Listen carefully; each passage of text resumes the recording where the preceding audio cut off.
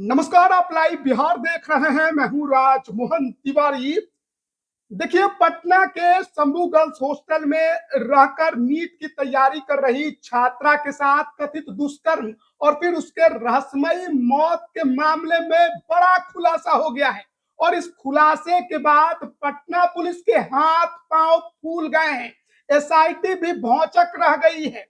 और पटना पुलिस का जो मुख्यालय है, पुलिस मुख्यालय है, वहां पर भी खलबली मची हुई है। क्योंकि फोरेंसिक जांच में भी ये बात निकलकर सामने आई है कि लड़की के साथ दुष्कर्म हुआ है, क्योंकि उसके कपड़ों पर मेल स्पर्म के निशान मिले हैं। और इस रिपोर्ट के आने के बाद आनन फानन में अब जो पुलिस के अधिकारी हैं उनको अपने अंदर झांकना पड़ रहा है और अपने अधिकारियों पर कार्रवाई करने को मजबूर हो गए हैं। और इसी वजह से आज सुबह सुबह 2 अधिकारियों को सस्पेंड करने का आदेश जारी कर दिया गया है। और जिन 2 अधिकारियों को सस्पेंड किया गया है उसमें अपर थानाध्यक्ष कदम कुआं, अवर निरीक्षक हेमंत झा और थानाध्यक्ष चित्रगुप्त नगर अवर निरीक्षक रोशनी कुमारी का नाम शामिल है। बताया गया है कि ससमय कार्रवाई करने में परिलक्षित हुई विफलता के आरोप में इनको तत्काल प्रभाव से निलंबित किया जाता है। तो देखिए किस तरीके से पूरे मामले को शुरू से ही दबाने की कोशिश की गई थी। क्या कुछ नहीं हुआ जब लड़की बेहोश हालात में अपने कमरे में मिली थी, फिर अस्पताल पहुंची और अस्पताल में उसकी मौत हो गई। शुरू से ही इस मामले में लीपापोती करने की कोशिश की जा रही थी। आत्महत्या की बात कही जा रही थी। वरीय पदाधिकारी भी यही कह रहे थे। लेकिन पहले पीएमसीएच का पोस्टमार्टम रिपोर्ट सामने आया, उसमें दुष्कर्म की बात कही गई। और फिर जो घटना के बाद पीड़िता ने कपड़े पहने थे उसको भी फोरेंसिक जांच के लिए भेजा गया। और एफएसएल की जो रिपोर्ट सामने आई है उसमें भी ये बात सामने आई है कि पीड़िता का जो एक अंतःवस्त्र था जिसकी जांच की गई उसमें मेल स्पर्म के निशान प्राप्त हुए हैं। और इस वजह से अब इस बात की पुष्टि हो रही है कि लड़की के साथ, पीड़िता के साथ गलत हुआ था। और अब पटना पुलिस को लगा कि अब हम क्या कर सकते हैं, हमारे मुंह पर तो काली कूद रही है। तो आनन फानन में उन्होंने अपने 2 अधिकारियों को सस्पेंड करने का फैसला सुना दिया है।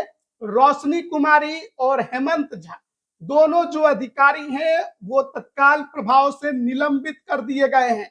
तो देखिए किस तरीके से लीपापोती करने की कोशिश की गई थी। लेकिन पहले पीएमसीएच की पोस्टमार्टम रिपोर्ट और अब एफएसएल की जो फॉरेंसिक रिपोर्ट है उसमें भी इस बात की पुष्टि हो रही है कि लड़की के साथ गंदी हरकत हुई थी, गंदा काम हुआ था। और अब देखना है कि आगे की जो कार्रवाई है वो किस ओर जाती है।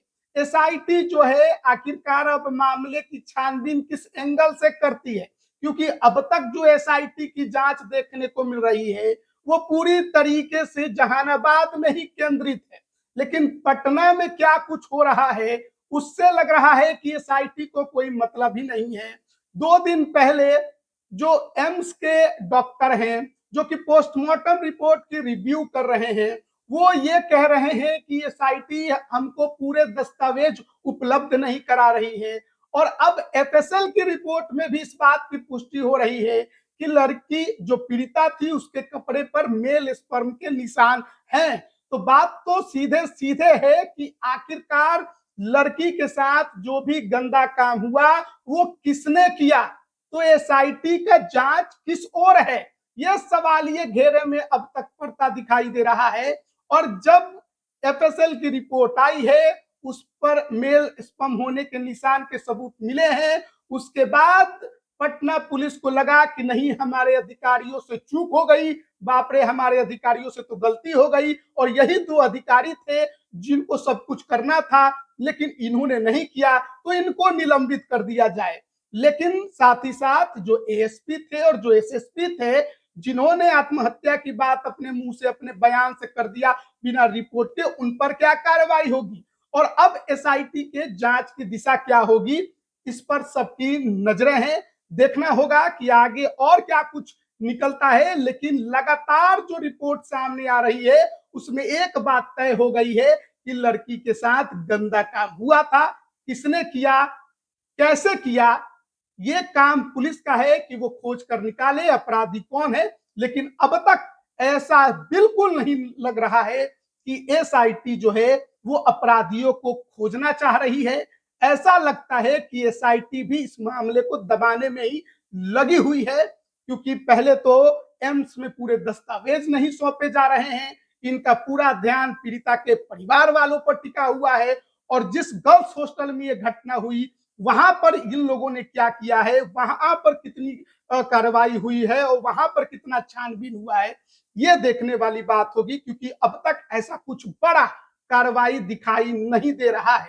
शुरुआत में ही सबूत मिटाने की बात सामने आ रही थी और अब जाकर कितने दिन बीत जाने के बाद इन दो अधिकारियों को सस्पेंड और निलंबित करने का फैसला पुलिस के द्वारा लिया गया है। बने रहिएगा हमारे साथ, तमाम अपडेट हम आप तक पहुंचा रहे हैं। आप सभी का बहुत बहुत धन्यवाद।